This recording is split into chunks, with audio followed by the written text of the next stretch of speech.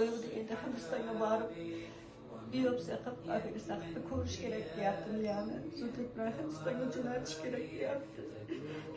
Bizlar 6 oydan beri, 7 oydan beri bostirmayamiz ishlatdik. Hammasini ishlatib bo'ldik.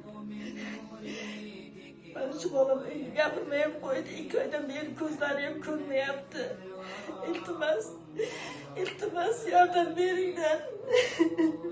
Azizlar, bu videoni ko'rib turgan bo'lsangiz, befarq bo'lmang. Iltimos, kim qayoqdagi narsalar uchun vaqtimizni ketkazamiz? Bilaman, hozirgi kunda sharoit og'ir, oila kam. Yo'q desak ham bo'ladi. Imkon qadar borimizcha ehson qilaylik. Ehson qilishga qurbimiz yetmasa, akamiz haqlariga duo qilaylik, Allohdan shifo so'raylik va o'zimizga ham bu video o'rnak, ibrat bo'lsin. Qilgan gunohlarimiz uchun vaqtida tavba qilaylik.